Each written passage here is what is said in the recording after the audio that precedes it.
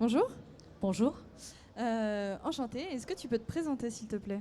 Alors, je m'appelle Christine Kev, je suis membre du conseil d'administration de Francisport au nom des joueurs et des clubs associatifs.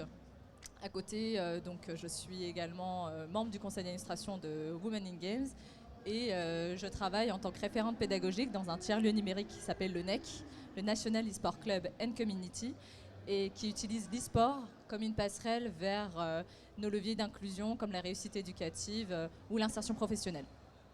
Très intéressant. Est-ce que tu peux me parler de quand est-ce que tu as rejoint Francisport et pourquoi tu as été motivée de rejoindre l'association? J'ai rejoint l'association il y a 4 ans. Alors moi, ça fait déjà 13 ans que je suis dans le monde de l'e-sport en tant que joueuse amateur sur la licence Super Smash Bros, où je faisais des compétitions un peu partout en France. Et puis par la suite, je suis passée plutôt côté organisation. Et puis, à force d'organiser des événements, de participer à des événements amateurs, j'ai eu envie de m'impliquer plus sur la structuration, de vraiment faire avancer le secteur amateur et notamment sur les questions de diversité et inclusion. Très intéressant et c'est effectivement une très grande cause qu'il faut défendre et elle est d'actualité en plus. Est-ce que tu peux nous parler de tes fonctions au sein du conseil d'administration? Alors principalement en tant qu'élu, on est surtout là pour échanger sur les problématiques que le secteur peut rencontrer. Donc moi typiquement en tant que représentante des joueurs et des joueuses, je vais surtout parler des enjeux autour de la protection des joueurs et des joueuses, du secteur amateur que je connais très bien, mais aussi pouvoir échanger avec les pouvoirs publics sur la structuration de l'e-sport en France. J'ai contribué notamment dans les Hauts-de-France et maintenant en Auvergne-Rhône-Alpes sur la question. Et puis, j'ai également entrepris d'encadrer le groupe de travail diversité et inclusion, où du coup, là, je travaille spécifiquement sur les questions d'inclusion, de mixité de genre, mais aussi l'inclusion des personnes en situation de handicap et de créer des outils qui seraient mis à disposition de tous les acteurs de l'e-sport. Très intéressant. Quand tu as rejoint ce conseil d'administration, qu'est-ce qui t'a motivé à candidater en fait vraiment pour le conseil en plus de juste rejoindre l'association? Pour être très honnête, quand on m'a parlé de l'association, c'était déjà en vue de me présenter au conseil d'administration. On m'a dit, c'est des personnes qui m'ont incité à me présenter, parce que ça faisait longtemps que j'étais impliquée dans le monde de l'e-sport amateur. Et à l'époque, j'étais l'une des seules femmes, et on trouvait que c'était important d'avoir une représentation féminine au sein du conseil d'administration, justement pour porter notamment ces questions autour de la mixité genrée, mais pas que.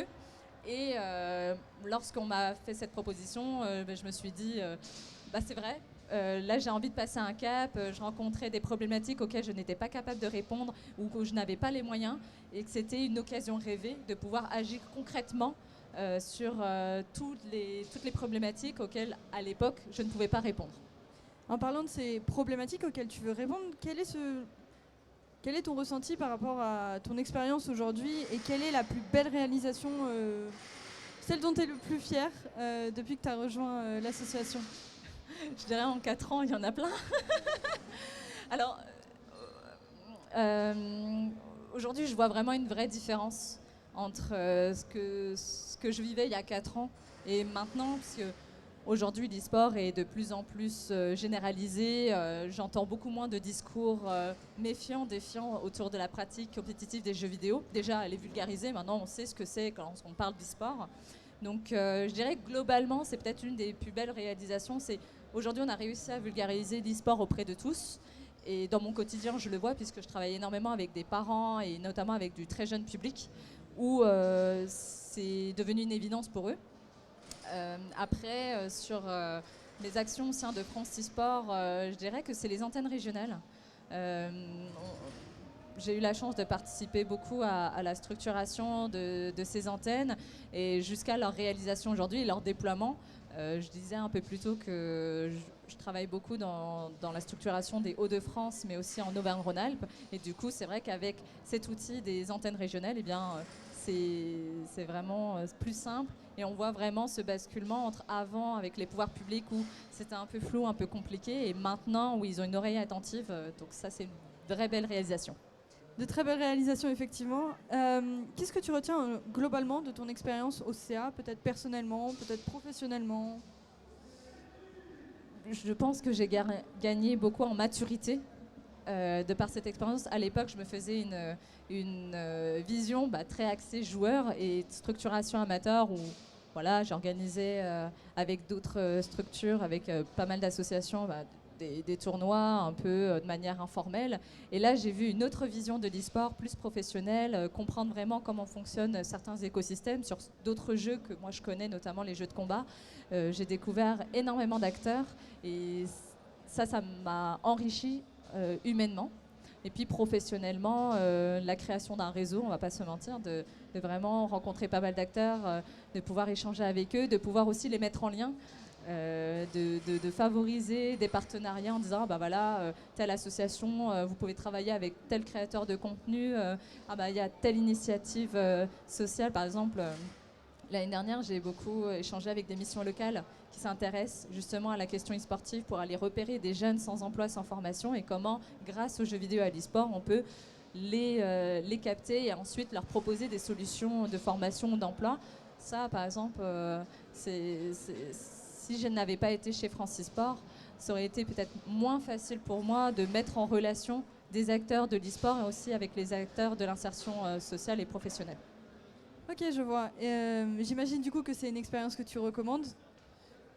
Bien évidemment, j'ai envie de la recommander à tous déjà de pouvoir en être membre. N'importe quel membre peut s'investir au sein de l'association, participer à des groupes de travail. Moi, je suis entourée de plusieurs membres sur le groupe Diversité et Inclusion où on essaye vraiment d'avoir une expérience terrain pour comprendre quelles sont les problématiques que rencontrent les joueurs et les joueuses au quotidien au sein de leur tournoi, de trouver des moyens de les accompagner, d'accompagner les organisateurs et organisatrices d'événements sur ces questions-là, de rendre l'e-sport vraiment le plus inclusif et le plus ouvert à tous.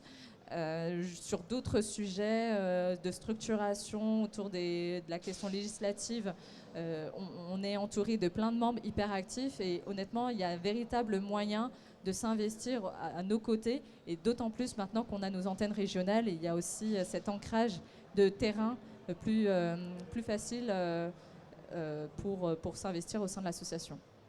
Est-ce que tu as un petit mot de la fin pour les futurs candidats du conseil d'administration? J'ai envie de vous dire, honnêtement, foncez. Ça mange pas de pain déjà de candidater. Moi, à l'époque, quand on m'a proposé de le faire, j'étais encore un peu le syndrome de l'imposteur, quoi. Je me disais, je sais pas si je suis légitime à. Et bon, j'ai été élue. Au début, je me souviens de ma première réunion de conseil d'administration, je me demandais qu'est-ce que je fais là, entourée de tous ces représentants d'équipes professionnelles, d'acteurs majeurs de l'e-sport. Et au final, je suis venue un peu telle que je suis, avec ma réalité, mes problématiques. Et aujourd'hui, j'ai rencontré énormément de gens qui étaient à l'écoute, qui avaient besoin de ce retour terrain. Et vraiment, je suis sûre que si vous êtes déjà investi dans le monde de l'e-sport, que vous avez des expériences à partager, eh bien, le conseil d'administration en a besoin. Et donc, n'hésitez pas à candidater pour le faire. Merci beaucoup. Merci à toi.